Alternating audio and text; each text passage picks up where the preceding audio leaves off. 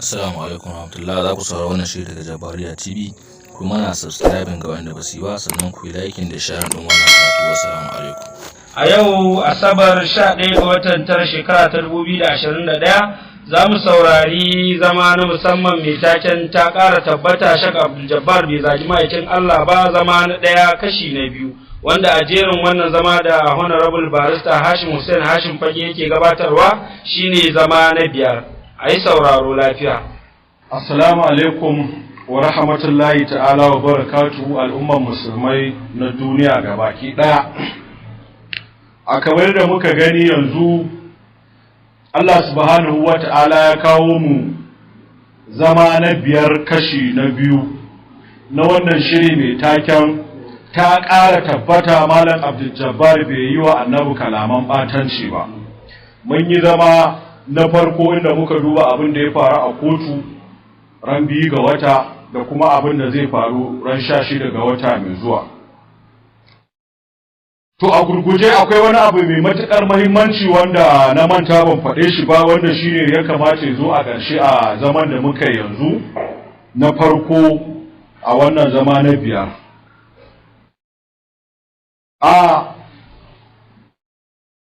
Kamar yadda yake ko a tsarin dokan musulunci ko a tsarin dokan bature ko a kotun musulunci ko a kotun bature, duk wanda ake zarga ko ake tuhuma da ya aikata wani laifi, inda shari'a ta laifi ce, either before a shari'a court or before any other court,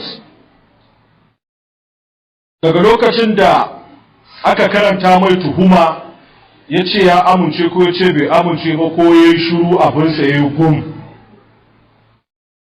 to yana da 'yanci guda 18, yana da damammaki guda 18 wanda kowane ɗaya wajibi ne, dole ne a tabbatar mai su, dole ne a bashi wa'annan 'yancin, wanda kamar yadda muka ji daga bakin lauyoyin Abduljabbar, alamu sun fara nunawa zaman da aka yi na 2 ga wata an fara karya wa'annan 'yancin da aka ba duk wani wanda ake tuhuma ko ake zargi da ya aikata wani laifi, wanda karya ɗaya daga ciki don abin da kotu ta yi in aka yi abin za a iya rusa wannan shari'a, saboda ita shari'ar laifi ba a ɗaukar ta da wasa, ba a yin ta wato a cikin wani yanayi wanda bai kamata ba. Doka ta mai da hankali, ta yi ba da ƙa'idoji masu tsauri dangane da shari'ar laifi.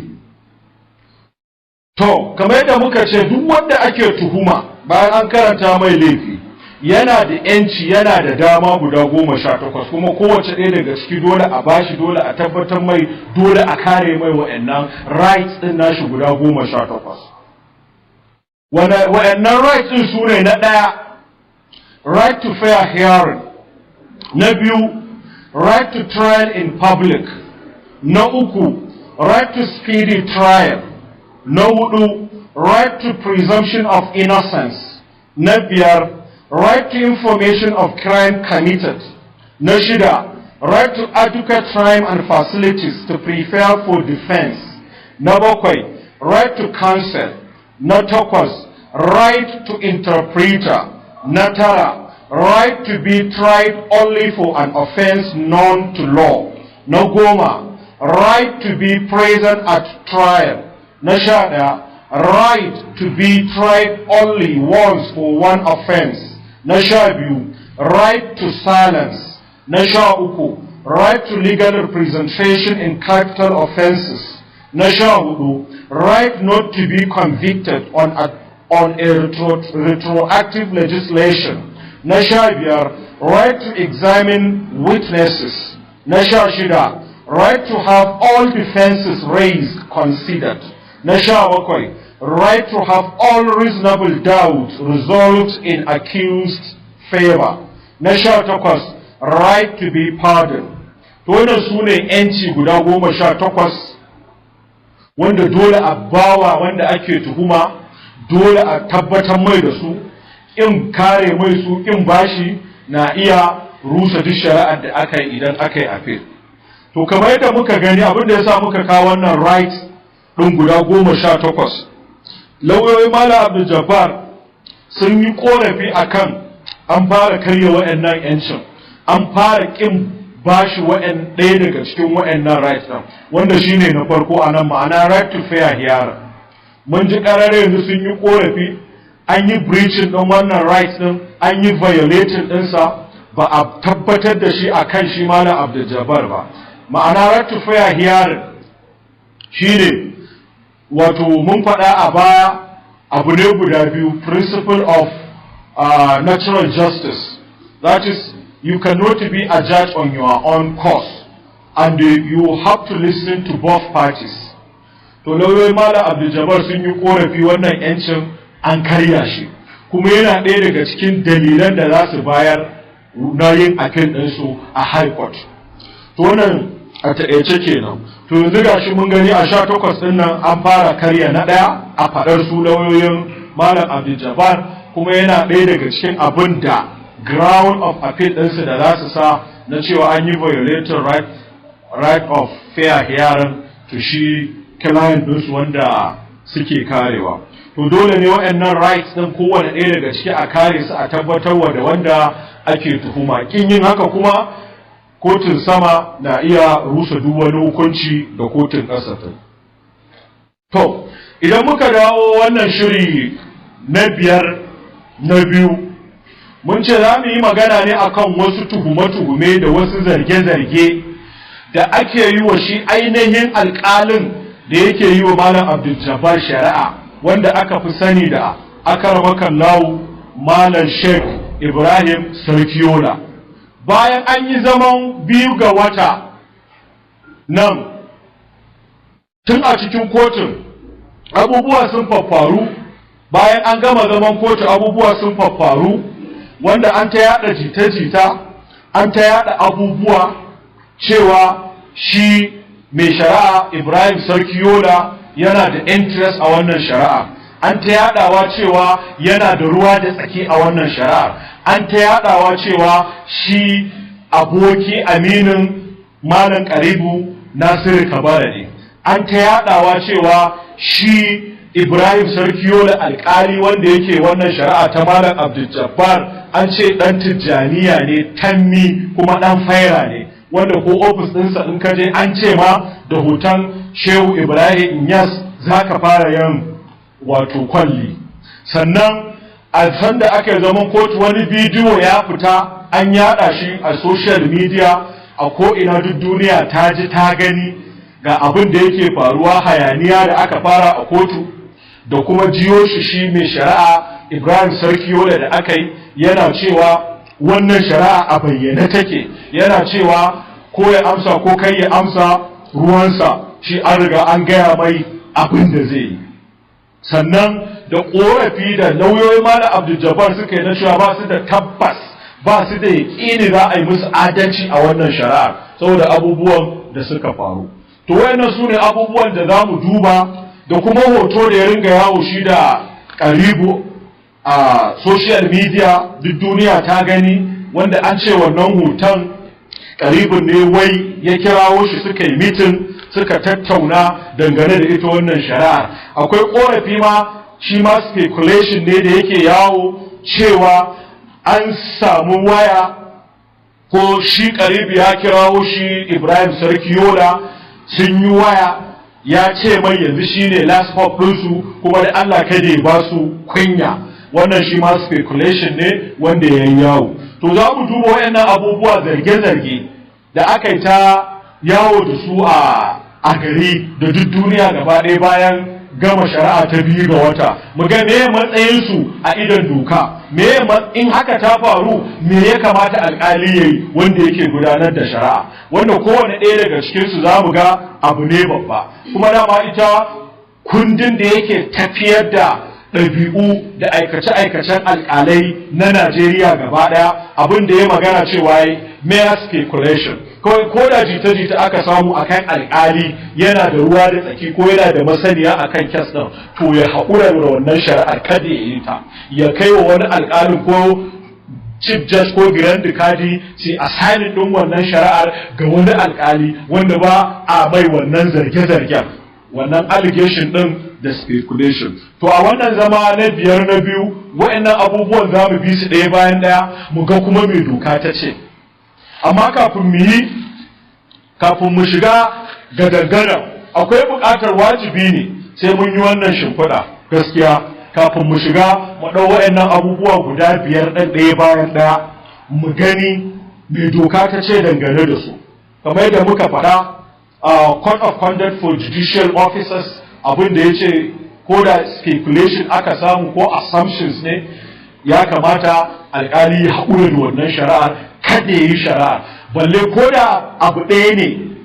Wancan ƙorafi da lauyoyin Abduljabbar suka yi na cewa ba su da garanti na za su samu adalci a wannan shari'a kuma sun tsorata da alƙalin shi kaɗai wannan ya isa a ce mai shari'a Ibrahim Sarki Yola bai ƙara zama a wannan shari'a ba, ya yi resigning, ya yi disqualifying ɗin kansa daga wannan shari'a don ci gaba da yin ta already ɓangare ɗaya da suke yake wa shari'a sun yi losing confidence a kansa na su samu adalci. Kuma a shari'ar musulunci ko a shari'ar bature once ɗaya ɓangare suka nuna ba za ka musu adalci ba to abin da alƙali yake yi ya haƙura da wannan shari'a ya miƙa wani alƙalin ya kare mutuncin kansa. Dama akwai shari'u da yawa a gabansa sun mai yawa ma ya mai da hankali ya yi su saboda ya kare mutuncinsa ya kare ƙimarsa saboda gaba ta fi baya yawa.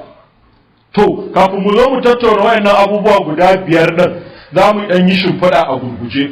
Amma shimfiɗar da turanci ne su wanda aka yi don su za su fahimci duk inda aka nufa, inda ya kamata na ɗan fassara daga ƙarshe zan fassara insha Allah a gurguje sai mu zo mu duba wayannan wato zarge-zarge da ake wa shi mai girma mai shari'a Ibrahim Sarki Yola dangane da wannan shari'a babba da take gabansa.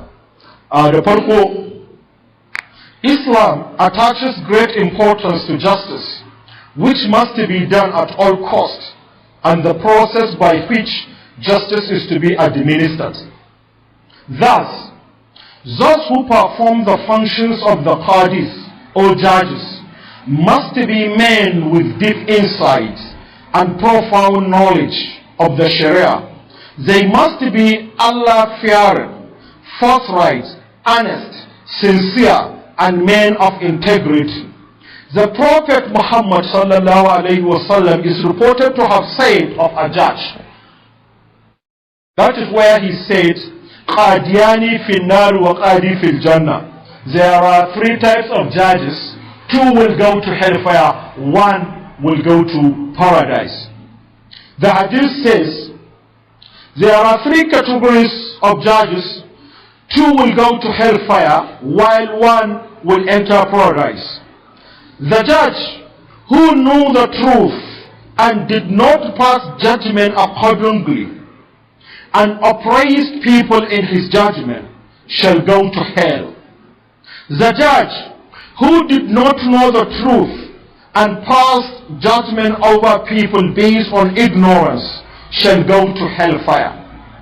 The judge who knew the truth and passed judgment accordingly will go to paradise. The above hadith shows how delicate and responsible job of qadi is in Islam. His knowledge of Quran, Sharia must be very deep, and that he judges justly. Otherwise, it can really ruin a man's spiritual future in the next world. The life in this world is only for a limited period, while the life in the next world is forever. Then why should one really undertake to be a judge when he does not have the required qualifications and character to be a judge? In another hadith, one who is given the responsibility to be a judge or qadi as if he is slaughtered without a knife. A judge is preferred that he should be courageous in his proceedings and judgment, and should also satisfy the conditions of being responsible and man of integrity. He should also be free man and free from loss of sight, hearing, and speech. It is also required that a judge should be a man of learning and piety. He must know the principles of Islamic jurisprudence.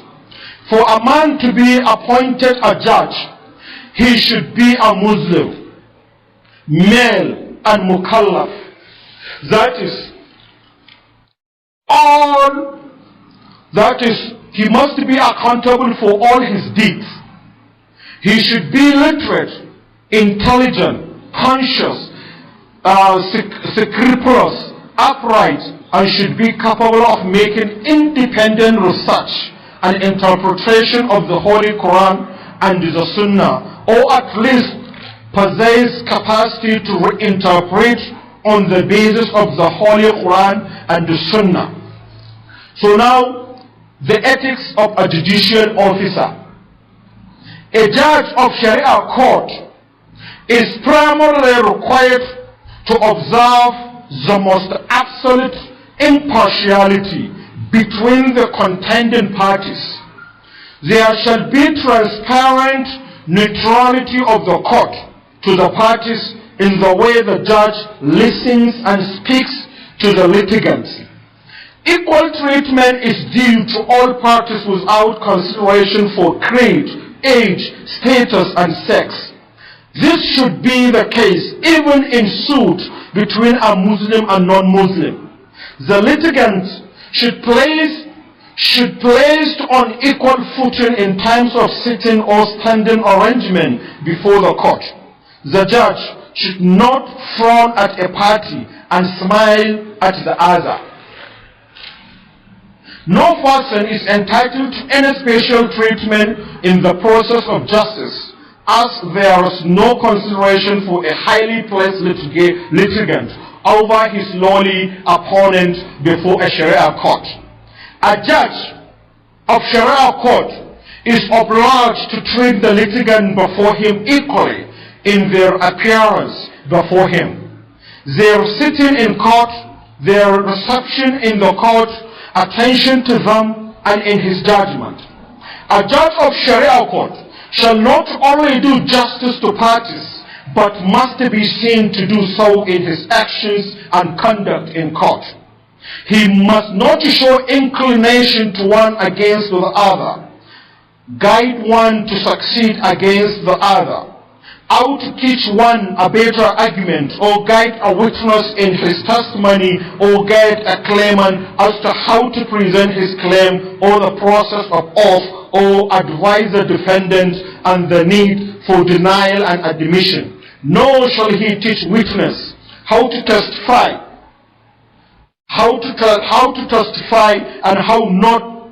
and shall not accord one party a special recognition against the other, as will break the heart of the other.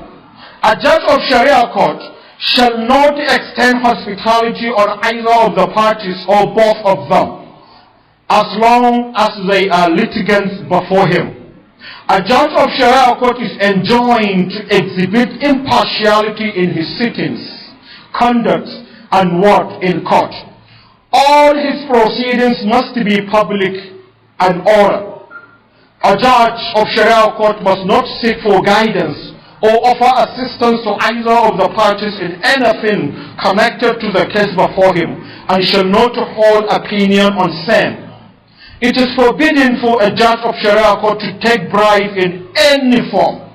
The law is very strict about bribery, and in an attempt to prevent it, a judge is not expected to take a gift from people who had not been familiar with him before his appointment. Judges are advised to avoid holding sessions while they are in the state of anger, hunger, thirst, feeling too hot, cold, or tired. The reasons are to ensure they take decisions under normal state of mind.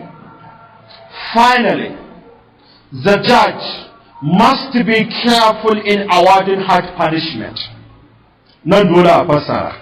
Daga ƙarshe, alƙali dole ne ya yi taka tsantsan wajen aiwatar da hukuncin haddi. Hard punishment is meant to be a deterrent so that people may not become complacent and commit crime simply because they find punishment to be just normal or just nominal. But while awarding hard punishment, idan alƙali ya zo zai awarding hard punishment, ma'ana hard punishment a nan hukunci wanda ya shafi bulala, ko hukunci wanda ya shafi yanke hannu, ko hukunci wanda ya shafi jifa, ko hukunci wanda ya shafi yanke hannu da ƙafa, ko hukunci wanda ya shafi kisa. To a duk lokacin da alƙali ya zamana zai yi awadin ɗin wannan ɗaya daga ci, aka ce he must be very careful. He must be very careful. He must be very careful. Saboda haka, while awarding hard punishment, a lokacin da alƙali zai yi hukunci dangane da hard offenses, the judge must make sure that dole alƙali ya tabbatar cewa the crime is definitely committed. Dole ya tabbatar da cewa lalle wannan laifin an aikata shi 100%. An aikata shi 100%. He should refrain from awarding hard punishment. The Prophet Muhammad sallallahu alaihi wasallam has said, manzo Allah ya ce alƙalai lallai su guji aiwatar da wato hukunci na haddi. Wannan faɗar annabi ce sallallahu alaihi wasallam ya ce the judges should refrain from awarding hard punishment. This is what the Prophet said. It is reported by Aisha that Aisha uwar mummunai Allah ya kare da ita ta rawaito cewa the messenger of Allah manzon Allah sallallahu alaihi wasallama said ya ce as far as possible duk yadda za a yi a judge should refrain from awarding hard punishment. Alƙali ya guji aiwatar da hukunci na haddi to a Muslim akan musulmi. If there is found slight excuse or doubt, idan aka samu shakka ko yaya take daidai da ƙwayar zarra, manzon Allah ya ce leave him alone, a ƙyale wannan mutum ko an tabbatar da laifinsa 99.9 daidai da ƙwayar zarra ne ba a iya tabbatarwa ba, manzon Allah ya ce a saki mutum. Because it is better for a judge to err in acquitting the accused rather than erring in awarding him punishment. Manzo Allah sallallahu alaihi wasallama ya ce gwanda alƙali ya kuskure wajen ya saki wanda ya aikata laifi da ya kuskure wajen aiwatar da wato hukunci na haddi. In an duba Tirmidhi za a ga wannan hadisin da kitab da kuma Mishkat cikin kitab al-Hudud. To anan wannan hadisin shi turawa suka ɗauka su ma suke amfani da shi, inda suke cewa it is better for a judge to set free 100 convicted criminals than to punish one innocent person. Wanda alƙali yana sane ya saki mutum 100 wanda aka tabbatar da sun aikata laifi da ya hukunta mutum 1 wanda bai ji ba bai gani ba. To da wannan hadisin su ma turawa suka ɗauka suka yi making ɗin wannan statement ɗin cewa it is better for a judge to set free 100 convicted criminals than to punish one innocent person. Wanda alƙali ya saki mutum 100 wanda ya tabbatar da sun aikata laifin fashi da makami da kisan kai da kidnapping da raping, mutum 100 ne ga su an tabbatar sun aikata laifin, sai aka ce wanda alƙali ya sake su yi tafiyar su da ya yi kuskure wajen hukunta mutum ƙwaya ɗaya wanda bai ji ba bai gani ba ko bai aikata laifi ba. From the above hadith, daga wannan hadisin da muka fara, it is also clear that ya bayyana cewa in order to find out the crime committed by the accused, idan alƙali zai tabbatar da laifin da ake tuhumar wanda ake zargi, the judge must endeavor to the best of his ability to ensure that the case or allegation is proved and established beyond reasonable doubt or without an iota of doubt. A ƙoƙarin alƙali na tabbatar da tuhuma ko zargi da ake wa wani wanda ake zargin ya aikata laifi, to aka ce dole alƙali ya yadda zai ya ga wannan laifin an tabbatar da shi 100% ba tare da wato shakka daidai da ƙwayar zarra. Duk wanda ake tuhuma da laifi ko a kotun bature ko ta shari'a musulunci sai an tabbatar da laifin nan ya aikata shi 100%. In aka tabbatar da ya aikata laifin nan 99.9, annabi sallallahu alaihi wasallam ya ce a sake shi, hadisi ne gashi. Sai an yadda za a ce rana daga gabas take fitowa ta faɗi yamma, a wannan babu shakka, to haka za a tabbatar da laifin wanda ake tuhuma. In aka samu shakka daidai da ƙwayar zarra, manzo Allah ya ce a sake mutum. Kuma shi turawa su ma suka ɗauka cewa the allegations must be proved beyond reasonable doubt or without an iota of doubt. Shakka daidai da ƙwayar zarra idan aka samu a cikin tuhuma ta laifi, to the judgment will be given in favor of the accused person or defendant. Za a sake shi ya tafiyarsa. To da haka sai an tabbatar da laifin nan 100% ko an tabbatar 99.9, ba a tabbatar da ɗigo ɗaya ba daidai da ƙwayar zarra, to ba za a hukunta wannan mutum ba, za a sake shi zai kama gabansa. Ba ni na faɗa ba, manzon Allah ne ya faɗa sallallahu alaihi wasallama. To da in shi ne a gurguje kan abin da na ce zami dangane da shimfiɗa kafin mu shiga ainihin shi wannan abubuwan da za mu magana a kai, ma'ana ishu na mai shari'a alƙali sarki yola. To mun kusan ba ma ƙwaise da zakara. A zargi na biyu da ake wa sarki yola na farko cewa yana da ruwa da tsaki a wannan shari'a, yana da interest a wannan shari'a, kuma yana da masaniyar wannan shari'a, yana da knowledge of fact in dispute, sannan kuma da sauran abubuwa. To yanzu bari zarge-zarge na biyu da ake yi akan shi mai shari'a sarki yola, na cewa an jiyo shi a kotu yana cewa this case is clearly cleared, cewa wannan shari'ar a bayyane take. Me wannan take nufi? That is, it has already been established and decided. Cewa wannan shari'ar kawai an gama ta ma kenan. Sakamakon wannan furuci da shi sarki Yole cewa wannan shari'a a bayyane take. To amma kafin mu game doka kuma ta ce dangane da wannan furuci da yayi, bari mu ji daga bakinsa, don mu ba ma kwai sai da zakara. Idan muka ji tabbas hakan ya faɗa, wanda duk duniya ta ji shi ainihin wannan abu da aka ɗauko a kotu, wanda ya kamata alƙalai da na shari'a da na kowace kotu su ringa taka tsantsan da masu shiga kotu. Saboda yanzu gashi nan ana shari'a an samu wani ya shiga da waya ya ɗauko abin da ake, wanda ba daidai ba ne. Kuma wannan abubuwan da aka yi da a ce ma abin da shi shan sarki Yolen ya faɗa ya rubuta shi a rekod na littafin shari'arsa, to wannan da sauƙi za a iya appeal a kai. Amma abu ne ya faɗe shi off record, wanda bai rubuta shi a cikin ainihin kundin shari'a ba, wanda da ya rubuta shi ne ma da sauƙi, ya yi ne based on wata doka da ya dogara ko wata shari'a da ya dogara. Amma ya yi abin ne haka, yana faɗar abin da yake ransa ko abin da yake zuciyarsa, sai Allah ya sa wani a cikin kotun kuma ya ɗauko.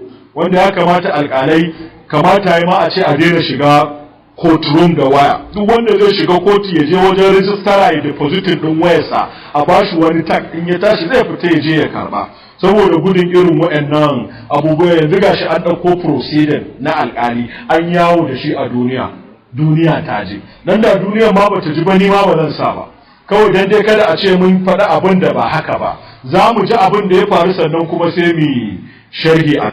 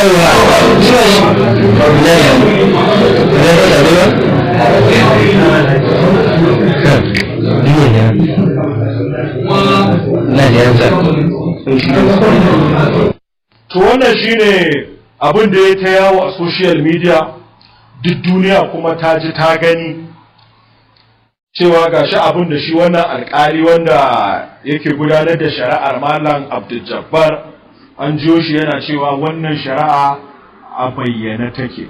To anan abin da za a yi la'akari da shi shine wannan shari'a a bayyana take, ma'ana an gama shari'a. Wannan shari'ar a bayyane take, ma'ana ta bayyana ya aikata laifin ko ta bayyana bai aikata ba. To idan ta bayyana ya aikata, yaushe aka tabbatar da ya aikata, a ina? Idan ta bayyana bai aikata ba, a ina aka tabbatar bai aikata laifin da ake tuhumarsa ba, yaushe kuma aka yi? To a nan sai wannan bayanin, wannan sentence, wannan statement na shi mai shari'a Ibrahim Sarkiyola sai ya nuna cewa yana da knowledge of the fact in dispute, yana da masaniyar abin da ya faru akan wannan shari'a tun daga farko har ƙarshe. To idan ya zama na alƙali shari'ar da aka kawo gabansa ya san me ya faru, me doka ta ce a yi, wannan ƙarar abin da ya nuna kenan. Wannan shari'ar a bayyane take, dole ɗayan biyu ne, a bayyane take ya aikata ko a bayyane take bai aikata ba. To in a bayyane take ya aikata, yaushe aka tabbatar da ya aikata, a ina kuma? In a bayyane take bai aikata ba, yaushe a ina kuma aka tabbatar da bai aikata ba? To wannan sai ya nuna cewa alƙali Ibrahim Sarkiyola yana da knowledge of the fact in dispute in this case. To bari mu ga mai doka ta ce idan haka ta faru ga alƙali da yake shari'a.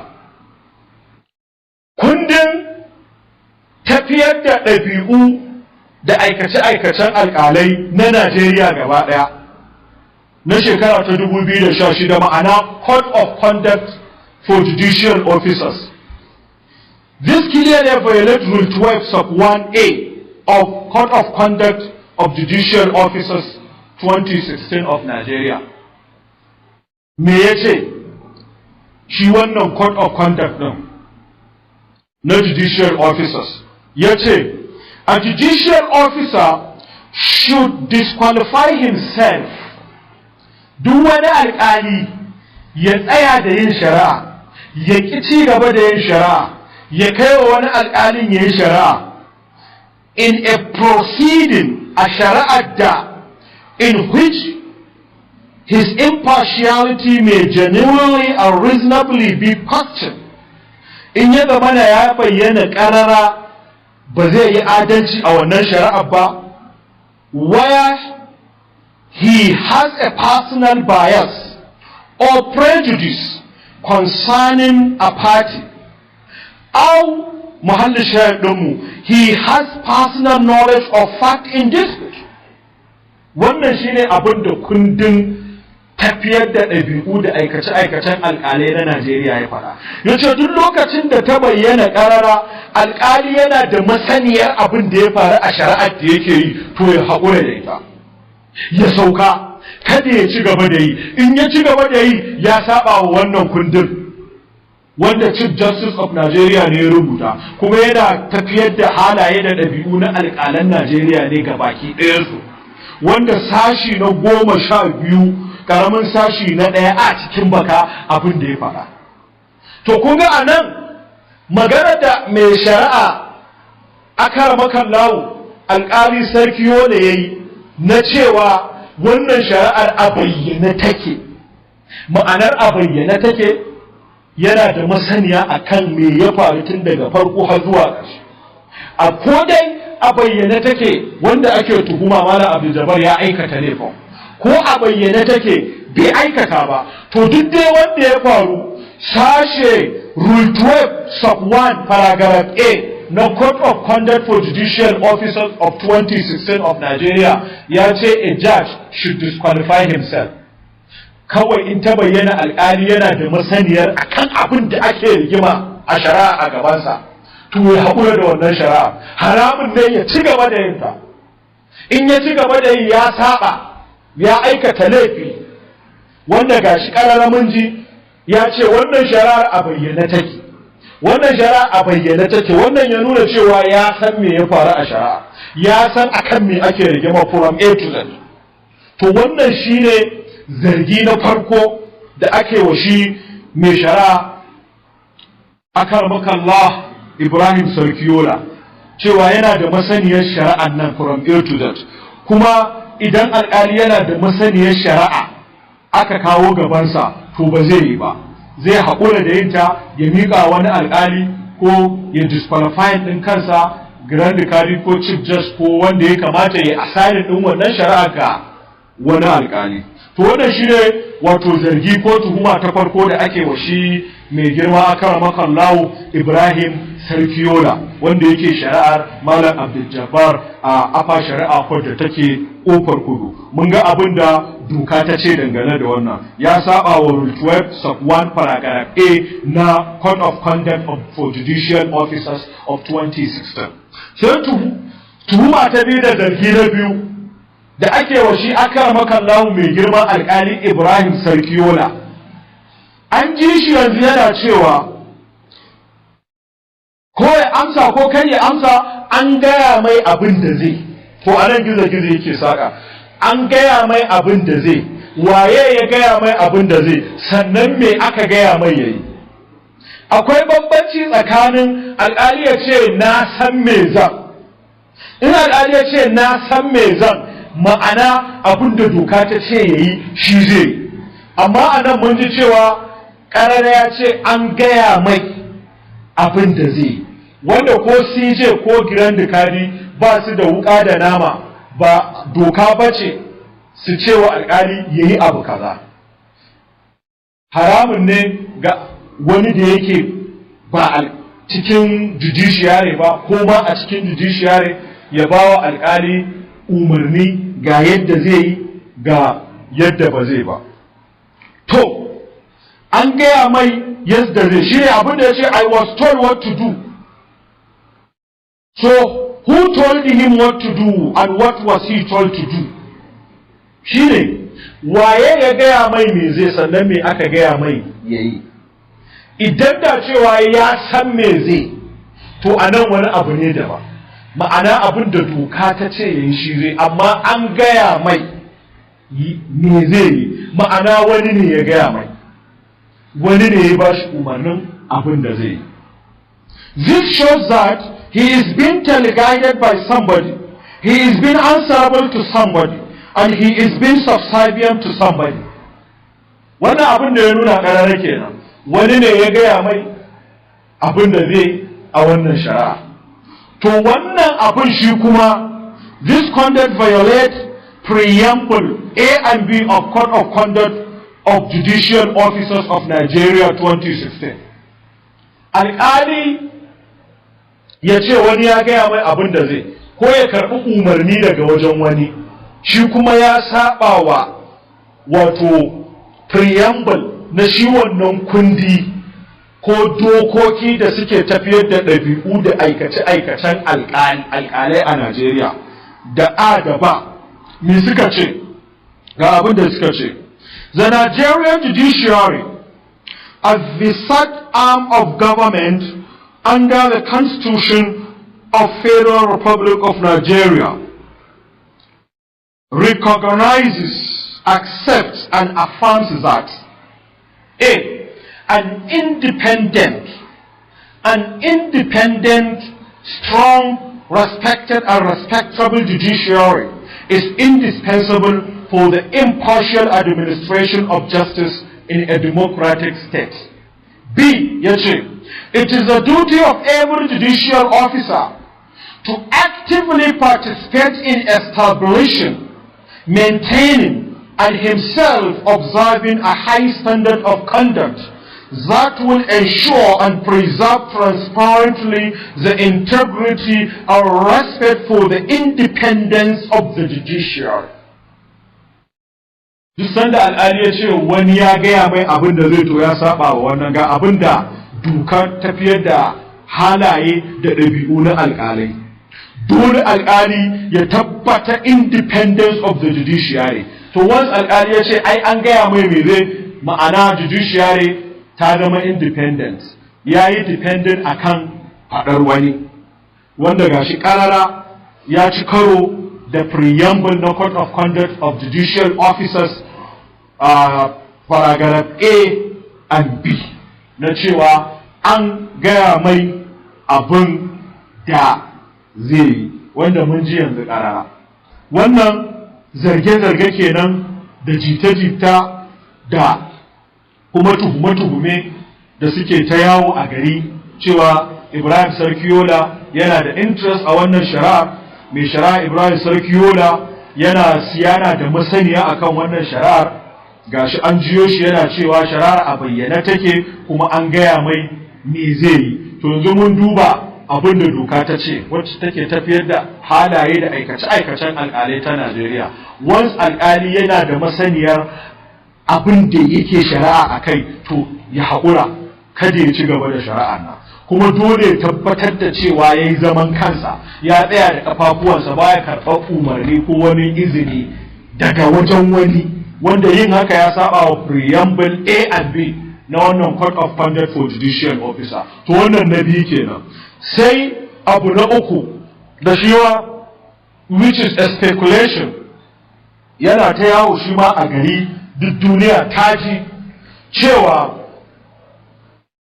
mai shari'a akarmakan lawo Malam Ibrahim Sarkiyola is a close and intimate associate and ally to Sheikh Qaribullahi Nasir Kabara, cewa abokin wato Qaribullahi Nasir Kabara ne, mutuminsa ne, abokinsa ne. Wato me yasa akwai hoto da yake ta yawo, an ga shi mai shari'a Ibrahim Sarkiyola da Qaribu wai an ce mitin suke yi, kuma wai suna tattaunawa ne akan wannan shari'a ta Abduljabbar, kuma wai Qaribu ya taɓa buga mai waya cewa yanzu shine last hope ɗinsu, kada ya ba su kunya. Duk wannan jita-jitan da speculation ɗin sun ta yawo a gari, mutane sun ta jinsu cewa mutumin Qaribu ne, ga hotunansu nan ma suna yawo. Qaribu ya kirawo shi wai ya je, kuma sun yi magana akan wannan shari'a ta Malam Abduljabbar. To idan haka ya faru, shi akarmakan lawo mai shari'a Ibrahim Sarkiyola mutumin Qaribu ne, amininsa ne. To sai mu duba kuma, it is a well-known fact that there are serious enmity, hatred, hostility, and envy between Sheikh Qaribullahi Nasir Kabara and the Sheikh Abduljabbar Nasir Kabara, and they have not been in good terms for a long time. Wannan duk duniya ta san cewa da malam Qaribullahi Nasir Kabara da malam Abduljabbar Nasir Kabara zaman doya da manja ake, ba a ga maciji. Sannan kuma an ce shi wanda yake wa Abduljabbar shari'a kuma aminin shi Qaribu ne, an ce mutuminsa ne, ga hotonsu nan an ta yada shi cewa mutuminsa ne, abokinsa ne. To idan haka ta faru, mai doka ta ce alƙali ya yi. This act, shi wannan kasancewar kana shari'a kuma wanda ake tuma a gabanka akwai wani wanda suke ba sa ga maciji kuma mutuminka ne, ko ba sa shiri ko suna ƙiyayya kuma mutuminka ne, ko an taɓa ganin ku tare ko ka taɓa zuwa wajensa kuma shi wannan mutumin suna gaba da wani wanda wannan ɗin aka kawo shi gabanka kamar shari'a.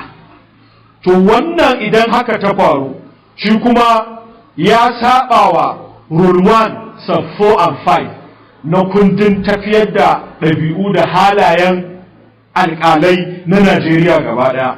Me ya ce? Sub 4 ga abin da ya ce, the judge must be sensitive to the need to avoid contact that may lead people to speculate. That is the word used in the Code of Conduct for Judicial Officers. That may lead people to speculate that there is a special relationship between him and someone whom the judge may be tempted to favor in some way in the course of his judicial duties. Abinda wannan Rule 1 Safo ya faɗa, dole alƙali ya taka tsantsan, kada ya ba da ƙofa ko yaya take, ko da a yi zargi, ko zargi ne kada ya bari a yi cewa yana da dangantaka da wani wanda wannan wani zai iya mai alfarma a wata shari'a da take gabansa. To wannan rulwan ɗin Safo ya ce alƙali kada yi wannan. To kasancewar an ce ƙaribin layi mutumin mai shari'a Ibrahim Sarkiyola ne, ga hotonsu nan ma yana yawo. Sannan kuma ƙaribin layi da Abduljabbaru ba sa ga maciji, ba a shiri, zaman doya da manja ake. Sannan kuma shi aka kawo gaban Ibrahim Sarkiyola yana mai shari'a, kuma wannan shari'ar very serious and sensitive one, a capital punishment ne akan wannan shari'a. Kuma an ce shi wannan alƙalin abokin wanda aka kawo gabansa ne ake tuhumarsa da laifi, kuma ga shi can an gansu tare a hoto, duk duniya an yaɗa hoto. To wannan Rule 1 Safo ya ce in haka ta kasance an yi kuskure, alƙali ya haƙura da wannan shari'ar ya kai wa wani alƙalin ya yi. Sub 5 ya ce na shi Rule 1, a judicial officer must avoid social relationships that are improper or may give rise to an appearance of impropriety, or that may cast doubt on the ability of a judicial officer to decide cases impartially, or that may cast doubt. A nan kuma dokar ta ce ko da wannan dangantakar da take da alƙali yake da ita ga wani mutum za ta iya kawo shakka cewa ba zai iya adalci akan wata shari'a da aka kawo ba. Maybe yana da dangantaka da wani mutum, shi kuma wannan mutumin yana da ruwa da tsaki akan shari'ar da ake yi a gabansa. To ko da wannan relationship ɗin ko making contact da wani mutum will lead to cast doubt on the ability of a judicial officer to decide cases improperly. So the best thing for him is to recuse himself, to disqualify himself, or to resign honorably from the proceedings or from the case. To wannan shine abu na uku da ake ta yama ɗiɗi da shi a gari kuma ga shi dokar alƙalai abin da ta ce a mere speculation, ba wai sai abin ya tabbata gaske ba, even a speculation kada alƙali ya bari, in haka ta faru he should recuse himself. A nan kuma ta ce mere casting doubt on the ability of a judicial officer, ko da wannan relationship din zai haifar da samar da shakka, kun ga anan shakka, ko da za a ringa shakku anya an ga hoton wane da wane, kuma wanan nan da aka gansu a hoto maƙiyin wane ne, kuma shi wannan maƙiyin wanan shi aka kawo wa wane shari'a, shi aka kawo gabansa zai mai shari'a. To ko da ba da gaske bane aka samu doubt ko aka samu speculation, dokar tafiyar da ɗabi'u da halaye da ayyukan alƙalai ta Najeriya ta ce alƙali kada yi wannan, ko da an samu speculation, ko da doubt aka samu, shine kalmomin da ita dokar ta yi amfani da su. To wannan tuhuma ta nawa kenan? Ta uku.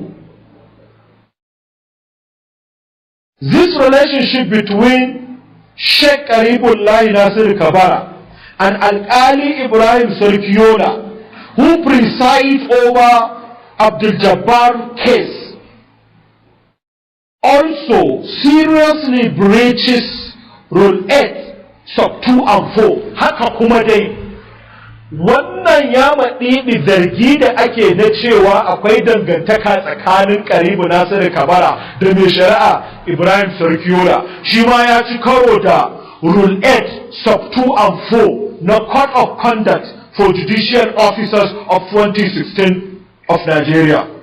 Mai Sub 2 ɗin ya ce the judge's family, friends, and social, civil, and professional colleagues with whom he or she associates regularly communicate on matters of mutual interest or concerns and shares trust and confidence are in a position to improperly influence or to appear to influence the judge in the performance of his or her judicial functions. A judge will need to take special care to ensure that his or her judicial conduct or judgment is not even subconsciously influenced by this relationship. Shine abinda Rule 8 Sub 2 ya ce. Shi kuma Rule 8 Sub 4 ya ce, a judge shall not use or lend the prestige of the judiciary office to influence the private interest of the judge, a member of the judge's family, or of anyone else, nor shall a judge convey or permit other to convey the impression, abu na uku kenan, a can speculation, a nan to cast doubt, a nan kuma dokar ta ce the impression that anyone is in special position improperly to influence the judge in the performance of judicial duties. Shi ba in haka ta faru, ko da ya haifar da wani impression, ma'ana abin bai tabbata ba, amma akwai zargi, akwai tunani a kai cewa alƙali yana da dangantaka da wani mutum, wanda wannan mutumin kuma yana da ruwa da tsaki, yana da interest akan shari'ar da take gabansa. To wannan dangantaka ko da speculation ne, ko da zai haifar da impression cewa zai yi zama impartial a shari'a, to sai aka ce alƙali kawai ya honorably ya disqualify ɗin kansa. Once aka samu impression, aka samu speculation, aka samu doubt cewa anya dangantakar wane da wane fa za ta iya haifar shari'ar da take gabansa. Wannan doka ce ta ƙasa gaba ɗaya wacce take tafiyar da halaye da ɗabi'un alƙalai. To kasancewar an ce Karibullahi Nasiru Kabara da Malam Ashek Ustaz aka makallahu alƙalin Ibrahim Sarkiola mutuminsa ne suna da dangantaka. To ya saba wannan sashe na Rule 8 Sub 2 and 4, haka kuma ya saba wa rule 1 sub 4 and 5. To wannan shine ishu na uku dangane da wannan zarge-zarge da suke ta yawo a gari akan mai shari'a Ibrahim Sarkiola. Sai zarge-zarge na hudu, Alkali Ibrahim Sarkiola, being an active member of Tijaniya Faira organization, there is a speculation being circulated that Alkali Ibrahim Sarkiola is an active member of Tijaniya Faira, an organization which has been in a loggerhead, feud, and conflict with Sheikh Abduljabbar Nasir Kabara, who is being tried before a court presided over by Alkali Ibrahim Sarkiola.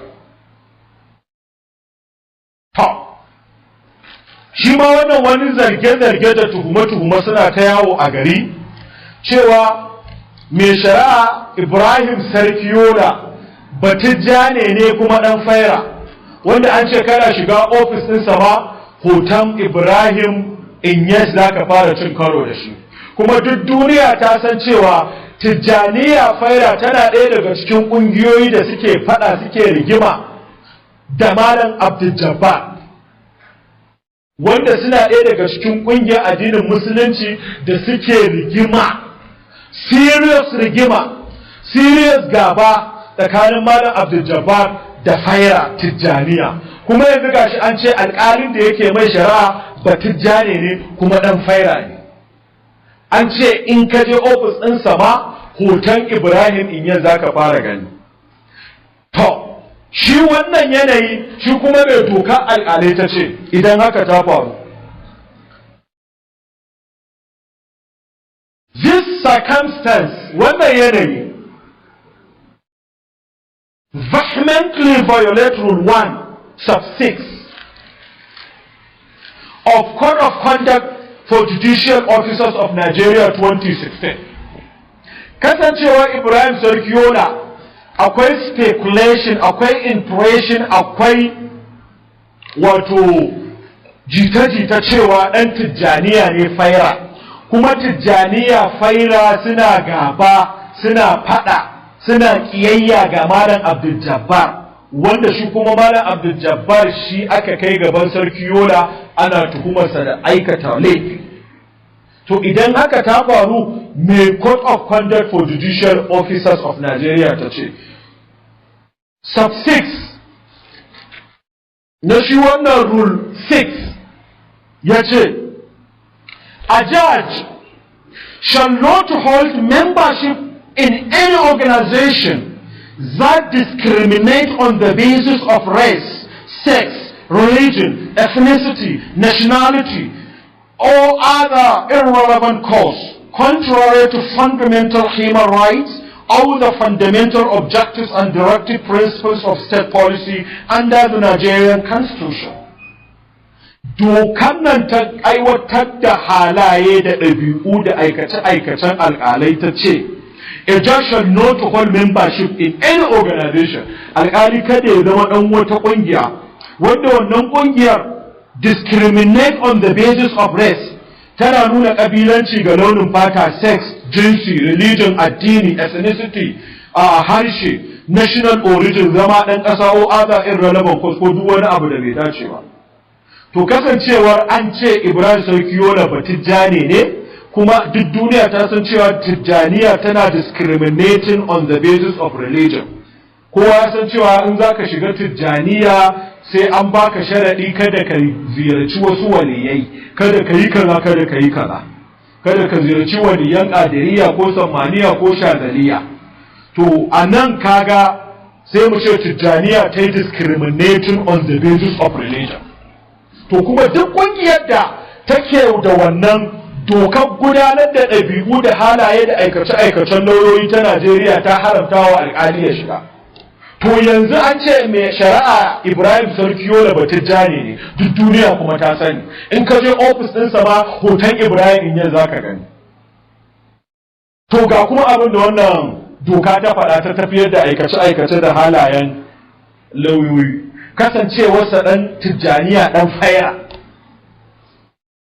haramun ne ya zo kuma yi wa wani shari'a wanda suke rigima da tijjaniya faira, wanda ba sa ga miciji da tijjaniya faira, wanda suke gaba da tijjaniya faira, ya zo ya mai shari'a bayan an ce shi ma ɗan tijjaniya faira ne. To wannan sashe na ɗaya ƙaramin sashe na 6 ya haramta wa alƙali shiga duk wata ƙungiya wacce take discriminating on the basis of religion, ethnicity, nationality, sex, race, and the other irrelevant cause.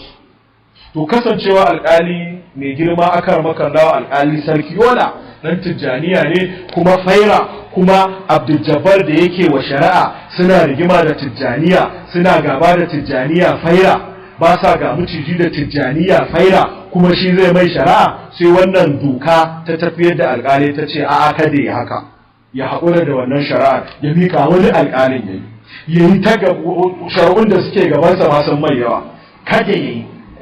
In dai ba wani kuma interest ne da shi akai ba, in ba wani abu ne a ƙarƙashin ƙasa ba, ga dai abin da dokar tafiyar da alƙalai ta faɗa. Mu a matsayinmu na masu son a yi adalci a tabbatar da gaskiya a wannan shari'a. To, also, daɗin daɗawa dai, kasancewar alƙali ya zama na ɗan tijjaniya faira ya saba wa Rule 9 Subsidy Paragraph A no Code of Conduct for Judicial Officers of Nigeria. Me wannan rule ɗin yake cewa, it is not appropriate for a judicial officer to participate in an organization if its objects are political or its activities are likely to expose the judge to public controversy, or if the organization is likely to be regularly or frequently involved in litigation. To, shi ma wannan ya saba. It is not appropriate for a judicial officer, bai kamata ga alkali to participate in an organization, ya shiga wata kungiya ko ta addini ko ta siyasa ko ta tattalin arziki ko ta zamantakewa. If its object, idan manufar wannan kungiyar a political na siyasa ne, or its activities ko wani aikace-aikace na wannan kungiyar ta addini are likely to expose the judge to public controversy, zai iya sa wannan alƙalin ya shiga rudu ga jama'a. Mutane za su ya zama da wannan kungiyar tana wasu abubuwa wanda yake kawo controversy a cikin al'umma. Kamar idan muka ta tijjaniya faira din, tana kawo abubuwa wanda mutane ai ta rigima, ai ta rudu, a ce kowa Allah ne, a ce wannan, a ce wancan, wanda wannan activities ne wanda yake nuna cewa zai kawo public controversy. To duk wata kungiya da aikace-aikacenta zai indicating ko zai resulting into public controversy, to haramun ne alkali ya shige ta. To yanzu gashi an ce Ibrahim Sarkiyola mai shari'a dan tijjaniya ne, tijjaniya ma faira, kuma wannan ya saba wa Rule 9 Sub 3 Paragraph A of Code of Conduct for Judicial Officers of Nigeria. To, shi ma an haka ta faru, da best thing da alkali zai yi disqualifying din kansa, ya rufa kansa asiri abin da yake gabansa da yawa. Kamar shi mai girma Ibrahim Sarkiyola nan gaba kaɗan zai iya zama khadi shari'a court, ana tafiya dai ka ji shi a gidan da khadi, kama ya zo ya jefa kansa a irin wannan zarge-zargen. Kuma abin da dokar tafiyar da alƙalai ta ce, ba wai aya sai zargin ya tabbata ba, mere speculation, mere impression, mere doubt in aka samu kawai alƙali ya haƙura da wannan shari'a. Sai uwa uba tuhuma ta 5 da zargi na 5, wanda muka jiyo su alƙalan Malam Abduljabbar, wanda mu ɗauka ma duk wa'ancan ba a yi ba, iya wannan na 5 ɗin shi kaɗai ya isa Ibrahim Sarkiyola ya ki zama a kan shari'an nan, ya zama mai wajibi ya haƙura da shari'an nan. Saboda duk lokacin da kake shari'a ɗaya ɓangaren da kake wa shari'a ya ce ba za ka mai adalci ba, ya ce baya zaton adalci daga gare ka, to the best thing and good thing to do shine alƙali ya yi accusing kansa, ya disqualifying ɗin kansa. To kamar yadda muka ji yanzu a shiri na biyar na A. The lead counsel in Abduljabbar case, Muhammad Saleh Bakaro Esquire, publicly complained that they had no guarantee and certainty of having justice, equity, and fairness from Alkali Sarkiola. Kararamunji ya ce ba su da garantin samun adalci daga alkali. Ya ƙara cewa they also feared with his conduct and behavior of the presiding judge, that is mai girma alkali Ibrahim Sarkiola. So what this suggests is that abinda wannan ya nuna cewa the lawyers representing Malam Abduljabbar, lauyoyin da suke kare Malam Abduljabbar, have completely lost confidence in alkali Ibrahim Sarkiola for demonstrating elements of partiality, bias, and prejudice. Sun nuna cewa ba zai musu adalci ba, sun nuna cewa sun tsorata da abubuwan da suka gani a zama na 2 ga watan 9 da aka yi, sun nuna cewa alamu na rashin adalci da bias da prejudice sun bayyana ga shi Ibrahim Sarkiola. To ko da iya wannan kadai ne ya faru, mun ji kuma yanzu da kunnanmu cewa ba su da garanti za su samu adalci a shari'an nan. To iya wannan kadai ya isa Ibrahim Sarkiola ya rufa kansa asiri, ya ja mutuncinsa, ya haƙura da shari'an nan a bawo wani alƙalin ne. Amma idan ya dace sai ya ci gaba da shari'an nan, to zai nuna cewa yana da interest, zai nuna cewa gaskiya ne gaya mai abin da zai nuna cewa ya san wannan shari'a a bayyana take. Tunda gashi dai lauyoyi shi Malam Abduljabbar suna korafi, suna complain cewa ba zai musu adalci ba za su samu adalci ba, kuma sun tsorata, abin halayensa sun ba shi tsoro. To the best thing to do shine ya disqualifying din kansa, wanda shi ma wannan ya sabawa Code of Conduct for Judicial Officers of Nigeria. To wannan su ne abubuwa guda 5 wanda suke ta yawo a gari, wanda suke ta yawo a social media, duk duniya an ji cewa Ibrahim Sarkiola wanda yake wa Abduljabbar shari'a, an jiyo shi yana cewa wannan shari'a a bayyane take, an jiyo shi yana cewa an gaya mai abin da zai, an jiyo an gano cewa abokin Karibu Nasiru Kabara ne, kuma Karibu Nasiru Kabara da Abduljabbar Nasiru Kabara ba a ga miciji zaman doya da manja ake, kuma an gano wai cewa dan Tijjaniya da Faira ne. Sannan lauyoyin Malam Abduljabbar sun yi korafi ba zai musu adalci ba za su samu, ba su da tabbas na samun adalci a shari'a nan. So da yanzu idan ya dace sai ya ci gaba da shari'a nan, wayannan zarge-zargen za su tabbata kenan cewa gaya mai za a yi abin da zai. To saboda haka daga ƙarshe a nan sai muka ce it should be noted that ya kamata a yi la'akari da cewa in the decided cases, kotuna Supreme Court da Court of Appeal sun yi hukunci akan idan haka ta faru me alƙali zai. A cases da yawa Supreme Court da Court of Appeal sun magana idan ɗaya daga cikin zargi 5 ɗinnan da ake wa Ibrahim Sarkiola ya faru, ba wai ya tabbata ba, a'a kawai ya faru. Tunda Court of Conduct cewa ko da mere speculation ne, ko da mere impression ne, ko da mere doubt ne, aka samu alƙali yana da interest a shari'ar da yake, to Supreme Court da Court of Appeal a cases da dama, kamar case da ya faru tsakanin Damuna versus State 1995 volume 8 Nigerian Weekly Law Report part 415 page 513. Also in the case of Fawayimi versus Akilu 1985 volume 4 Nigerian Weekly Law Report part 67 page 797. Also in the case of Intercontinental Bank PLC versus Zumafo Engineering Company Limited 2010, All Federation Weekly Law Report part 519 page 1121 at 1135. Also in the case of State versus Oyemu B 1973 volume 3 ULR part 1 page 156. it was stated that the judge in a criminal case must see himself and be seen as a neutral, unbiased, fair umpire. This otherwise known as the duty to be impartial. The court also explains that the duty of impartiality of a judge includes, among others, the duty to hold an even balance between the parties. Justice is rooted in confidence, and if the ordinary man on the street is given the impression that the judge is not neutral, the foundation of justice is shaken to the very root.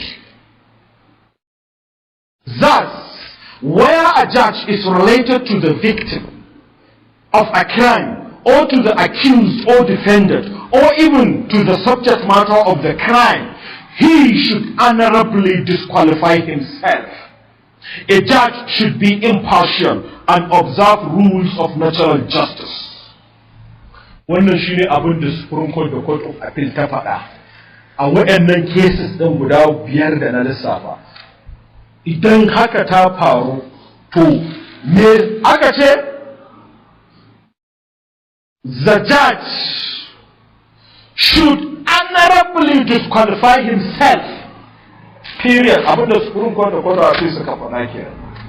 Once aka samu mutumin da yake sai da goro da rake da yaro da ɗaka a kan titi, ya ji cewa alƙali kaza a shari'ar da ake anya zai yi adalci, idan mai sai da goro da yaro da ɗaka da mangoro ya ji wannan a ransa cewa kai alƙali wani fa ba zai adalci ba, to Supreme Court ta ce kada ya shari'a, ya sauka kada ya yi, ya haƙura. In ko ya yi, to yana da interest. In ko ya ce sai ya yi, to ta tabbata an gaya mai abin da zai. Wannan ba ni na faɗa ba, Supreme Court ce ga cases din nan na kawo. Common man in the street ta ce in ya samu impression cewa the judge is not neutral, is partial, is biased, sai Supreme Court ta ce the judge should honorably disqualify himself, recuse himself, resign from the case. To wayannan abubuwa 5 da ake zargin Ibrahim Sarkiyola, ko kwaya ɗaya ne ya tabbata, ya kamata ya yi amfani da wannan kenan. To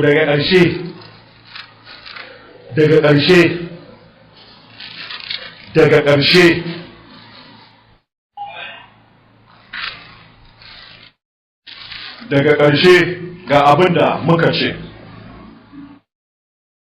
Therefore, based on the above postulations, speculations, and assumptions so far being conversed, we, in our capacity as ministers in the temple of justice and promoters of the rule of law, do hereby sincerely and honestly advise Alkali Ibrahim Sarkiyola of Upper Sharia Court, Ofar Kudu, to honorably recuse and disqualify himself from presiding over the case of Sheikh Abduljabbar Nasir Kabara, for the interest of justice to prevail and preserve.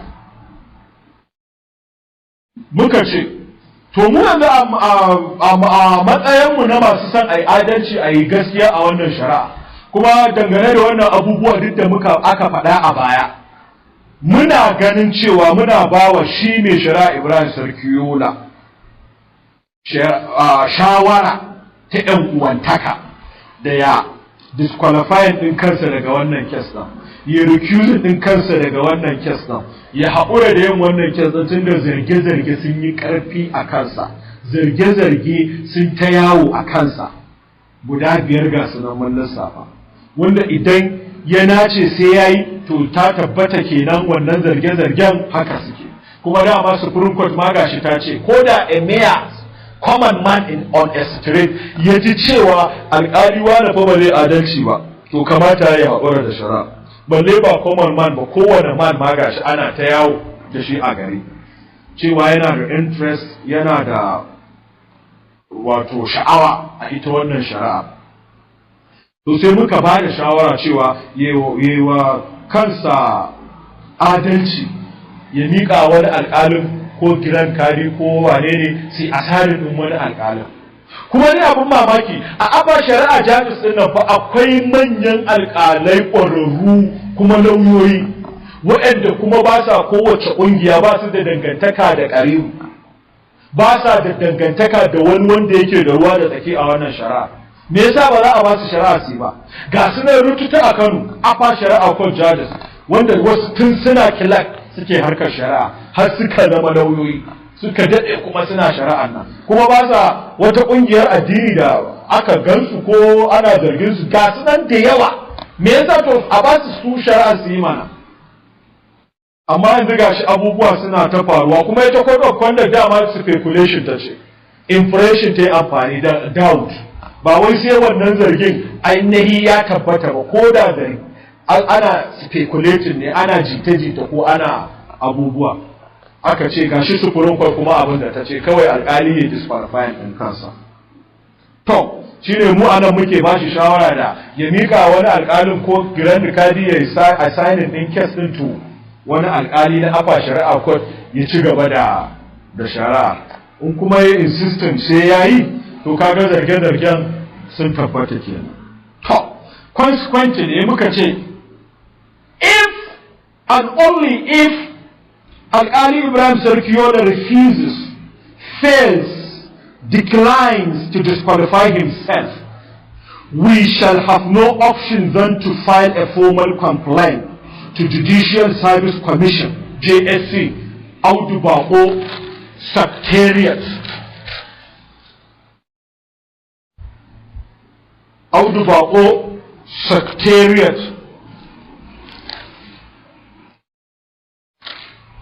Under the able leadership of Chief Judge of Kano State, Honorable Justice Nura Sagir Umar, against Ibrahim Sarkiyola for judicial misconduct and misbehavior and failure to discharge his official duty judicially and judiciously.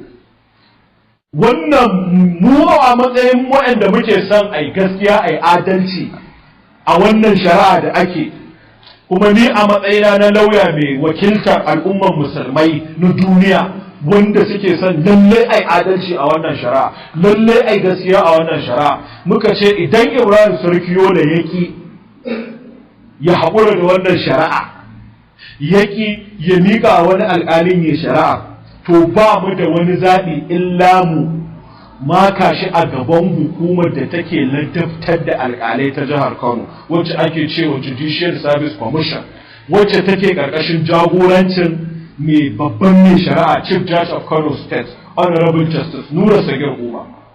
Za mu file ɗin formal complaint against him. For what? For judicial misconduct and misbehavior and failure to discharge his official duty judicially and judiciously. Wanda gashi nan duk mun kawo sashe rules ɗin da aka yi breaching, aka yi violating. To idan yaƙi mu a masu son a tabbatar da adalci za mu kai ƙararsa gaban hukumar da take ladabtar da alƙalai ta jihar Kano. Don akwai ta mutane ne ba su sani ba, alƙali ba mala'ika ba ne, ba annabi ba ne, yana yin daidai yana yin ba daidai ba. Shi ma aka same shi da rashin daidai yadda yake zama yi wa mutane alƙalanci, shi ma ana kai shi ƙara a mai alƙalanci kuma a hukunta shi. To idan yaƙi wannan shi ne abin da za mu iya yi gaskiya ƙwarai da gaske, tunda ta bayyana ƙararar speculation yayyawa, impression yayyawa a gari, yana da interest, yana da ruwa da tsaki a wannan shari'a, saboda haka yi wa kansa ya malleli, yi wa kansa gyaɗar dogo cases ɗin da suke gabansa masu mai yawa. Nan gaba dab yake da ya zama Qadi of Shari'a Court of Appeal, kuma muna sa rayin Allah ya zama Grand Qadi of Kano State. Amma irin wayannan abubuwan suna faruwa yaushe ba zai yi ba. Kuma wannan complaint ɗin idan muka rubuta shi, petition or complaint, will be copied to Honorable Grand Qadi of Kano State, will be copied to Honorable AG, Attorney General and Commissioner for Justice of Kano State, will be copied to other 4 members of Judicial Service Commission of Kano State. Sannan again will be copied to Chairman Shari'a Judges Association of Kano State. It will also be copied to Chairman NBA Kano branch and Chairman NBA Ngogo branch. Sannan, the complaint letter will also be copied to National Judicial Council NJC under the able leadership of Chief Justice of Nigeria, Honorable Justice Ibrahim Tonko Muhammad.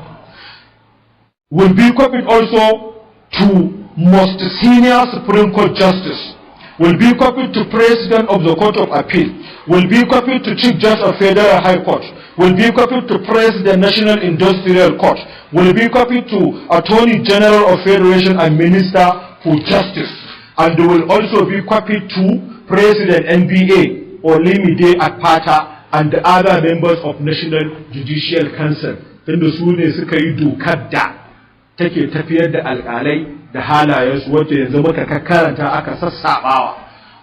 To idan muka rubuta takardar ƙorafi idan Ibrahim Sarkiyola alƙali mai girma aka raba kallawu ya kiya miƙa wani alƙali mai wannan shari'a, za mu rubuta letter of complaint against him for judicial misconduct and misbehavior and failure to discharge his official duty judicially and judiciously to the Chairman Judicial Service Commission of Kano State under the chairmanship of Honorable Justice Sanura Sagir Umar. Kuma gashi za mu yi kwafi ɗinta to mutane da yawa. Wannan shine abin da za mu no more no less.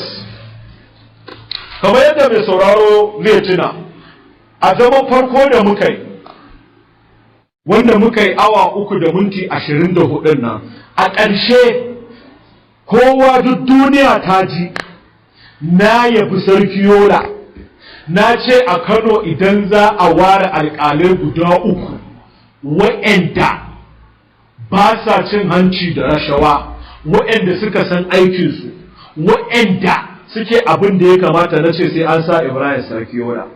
Duk wanda ya koma ya saurari program ina na ɗaya zai ji wannan. Na ce alƙali ne hard working and workaholic. Alƙali ne wanda baya wasa bai kuma san wasa ba. Alƙali ne wanda ba a taɓa samun sa da almundahana ba ko karɓar cin hanci da rashawa. I know this. Sannan a wannan zama na ɗayan na ce Ibrahim mai girma Ibrahim Sarkiyola idan ya kalli jama'a a wannan shari'a ba zai adalci ba, idan ya kalli ga inda gwamnati take a wannan shari'a ba zai adalci ba, idan ya kalli ga inda malamai suka karkata a shari'ar nan ba zai adalci ba. Na ce Allah kaɗai zai kalla ya adalci, don za a je gabansa a sake wata shari'a. Duk wanda ya ji program ɗina na awa 3 da minti 24 na farko da ne na faɗi wannan, kuma na ba shi shawara cewa idan aka nemi a tursasa shi sai ya yi abin da ba shi ya kamata ba ko sai an rubuto mai judgment. Tun a wannan lokacin na ba shi shawara na ce he should recuse himself, meaning he should disqualify himself, ya ja mutuncin kansa, ce ba zai shari'a ba, shari'a akwai a gabansa da yawa. Wannan na faɗi wannan, duk wanda ya koma baya zai je. To amma zaman da aka yi na 2 ga wata da abubuwan da suka yi ta yawo a gari kuma sai ya zama na abu yana neman kuma kamar ya canja. Abu yana neman ya canja, duk wancan yaban da na mai sai nake ga kamar ana neman sauka kuma daga kansa. Wannan Allah ya daina yabona yana nan, insha Allah ba zai sauka ba. Yadda ne yabe shi na kuma yi yaƙini duk lauyoyi da suke zuwa kotunsa sun san yadda yake. A very serious judge, a hard working judge, a workaholic judge, kuma an honest judge. Ni I know him with this unique qualities. To amma na sake ba shi shawara a zama na farko cewa kada ya bari a birna shi, yana aikinsa na alƙali tiriyan ya zauna a kotun fayayi tun anan na san shi, yana aikinsa na shari'a da kyau ana yabo a zo a birma shi. Har na ce kada ya bari hadisin Annabi sallallahu alaihi wasallam ya aiki a kansa wanda yake cewa inna ahadukum la ya'malu bi amali ahli jannati hatta ma yakunu bainahu wa bainaha illa zira'un fa yasbiqu alayhi alkitab fa ya'malu bi amali ahli an-nari fa yadkhulaha. Duk wanda ya koma zai ji na faɗi wannan. ce ya tsaya ya dubi Allah da manzon Allah ya shari'a nan tsakaninsa da Allah. In ya kalli gwamnati ko ya kalli malaman maja ko ya kalli wani inda mutane suke, wallahi ba zai adalci ba. Allah kaɗai zai kalla ya adalci a shari'a nan. Kuma ya san za a mutu, za a je, za a sake da shari'ar a sake. Yes. Kuma yanzu ma in ya kalli jama'a ma duk sun sako. Jama'a gaba ɗaya yanzu kashi 85 da an sako da cewa Abduljabbar wai ya zagi annabi. Su kansu malaman majan yanzu da na sani suke. Suna nan sai istighfari suke an ce, ba su san haka abin yake ba. To gaba ɗaya abin yanzu ne ma ke komawa kamar da gwamnati kadai ake ma abin. Su malaman maja kamar sun burma gwamna, su sun gudu, sun bar shi. Ana ga rigima kawai kamar da shi ake. Amma yanzu mun shiga shiri na uku za mu ga me yake faruwa gaba ɗaya. To wannan shi ne abin da zai faru. Sannan wannan complaint letter da za mu rubuta zuwa Judicial Service Commission of Kano State against shi Alkali Ibrahim Sarkiola, if and only if he refuses, fails and declines to disqualify himself from this case of Abduljabbar and transfer it to another judge, or let Grand Rikadi assign another judge to do it. We have plenty of upper Sharia court judges who are competent and hardworking and who are lawyers also. They can handle this. This is a case, a serious case, ba case ne da yake carrying for death penalty. Bai kamata a yi wasa da shi ba, kuma duk duniya tana kallo. Sai yasa mu a matsayinmu na wanda muke son a yi adalci a wannan shari'a muke faɗa. To idan mai girma mai alfarma a karamakan lawo Alkali Ibrahim Sarkiola ya zama na bai recusing din bai disqualify din kansa ba, gaskiya definitely za mu rubuta takardar korafi zuwa ga hukumar da take ladabtar da alkalai ta jihar Kano, kuma za mu mika ta ita can National Judicial Council, za mu yi kwafi insha Allah. To idan muka tashi rubuta wannan, za mu ga in Allah ya sa ya yi disqualify din kan nasa honorably, shikenan fa lillahi hamdi. Idan kuma bai ba, we are ready dama to file this formal complaint against him. We are ever ready gaskiya. To abinda za a yanzu, masu kallo da sauraro, ‘yan uwana waɗanda suke son su ga an yi adalci a wannan shari'a, ko ɗan tijjaniya ne kai, ko ɗan ƙadiriya ne kai, ko ɗan izala ne kai, ko ɗan shi'a ne kai, ko ɗan Kur'aniyun ne kai, ɗan kowane ɓangare, inda kana son kaga an yi adalci a wannan shari'a. To abin da za a yi, a kowace local government da take jihar Kano 44, muna son wakilcin mutum 30. Kowace local government. Muna son wakilcin mutum 30. Already number ta mutane suna da ita. Mutum 30 na farko da suka turo da sunansu da sunan local government su za mu ɗauka.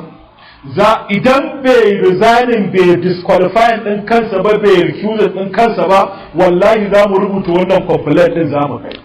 Kuma har Abuja wallahi sai an kai. Wa'annan mutum 30 iya 'yan Kano, mutum 30 a kowace local government su turo da mun da sunansu da local government ɗinsu. Wanda idan mun sa ranar da za mu kai wannan complaint ɗin za mu ɗunguma mu tafi Audu Bako Secretariat Judicial Service Commission mu je mu kai wannan complaint ɗin. Wannan shine abin da za mu. Kowaye in dai kana son ai adalci a wannan shari'a, to muna son wakilcin mutum 30 daga kowace local government 44 da take jihar Kano. Wayannan local government ɗin ta haɗa da Ajingi, Albasu, Bagwai, Bebeji, Buci, Bunkure, Dala, Ɗanbatta, Dawakin Kudu, Dawakin Tofa, Doguwa, Gabasawa, Garko, Garin Malam, Gaya, Gezawa, Gwale, Gwarzo, Kabo, Kano Municipal, Ƙaraye, Kibiya, Kiru, Kumbotso, Kunci, Kura, Madobi, Makoda, Minjibir, Nasarawa, Rano, Rimin Gado, Rogo, Shanono, Sumaila, Takai, Tarauni, Tofa, Tsanyawa, Tudun Wada, Ungwaggo, Warawa, Wudil, Al'uwa Uba, Fagge. Saboda haka kowace lokal gaman 44 nan muna son wakilcin mutum 30 kawai sun isa a turo da suna da lokal gaman. Lokacin da muka gama rubuta wannan complaint din za mu ɗunguma mu je mu mika shi ga Chief Judge of Kano State Honorable Justice Nura Sagir Umar da Attorney General of Kano State, the Grand Qadi of Kano State, the other 4 members of Judicial Service Commission. Za mu rubuta complaint, za mu yi satin ɗin waɗannan zarge-zarge guda 5 da kuma Code of Conduct of Judicial Officers da aka yi breach. Tunda dokar ta ce mere speculation, impression da kuma doubt in an samu. So da haka mutum 30 na farko da suka turo sunansu da su za mu yi amfani. Za mu sanartar su SMS lokaci da inda za a haɗu a je a miƙa wannan ƙorafi ga hukumar ladabtar da alƙalai. Amma idan shi mai girma mai shari'a Ibrahim Sarkiola ya kiya sallama wa kansa wannan shari'a ya miƙa wani alƙali, tunda lauyoyin Malam Abduljabbar sun nuna ba zai musu adalci ba. Alamu sun nuna almajirin karibu ne, alamu sun nuna cewa dan tijjaniya ne dan faira, kuma an jiyo shi yana cewa shari'an nan a bayyana take, kuma an gaya mai abin da don mun yi wannan bayanin. Saboda haka ana rabin shari'un da suke gaban zama sun sha kansa, kuma wannan qualities din nashi da na faɗa Allah ya da suna nan za su ci gaba da tabbata. Wanda zai turo sunan shi da local government na faɗi namba ta baya amma yanzu zan ƙara faɗa 080 30 73 16 15 080 30 73 16 15. To wannan a wannan layin za a turo suna da sunan local government. Mutum 30 na kowace local government da suka fara turowa da su za mu yi amfani. Za mu sanar da duk abubuwan da za a yi. In Allah ya sa kuma ya disqualify din kan nasa, haka aka fi so dama, walillahi hamdu. To anan muka kawo ƙarshen shi wannan zama na biyu. Anan muke cewa assalamu alaikum wa rahmatullahi ta'ala wa barakatuh. An yi wannan zama ne yau ranar Asabar 11 ga watan 9 shekara ta 2021. Na jarin layar kodin santa muka yi kokarin sada ku da wannan zama. Da mai neman ƙarin bayani sai buga lambar waya kamar haka 08037683631 ko ya buga wannan lambar 08095008090 ko ya nemi ma unguwar Tilin Yola Jatto Daurawa Funita Mahadu a zama na gaba.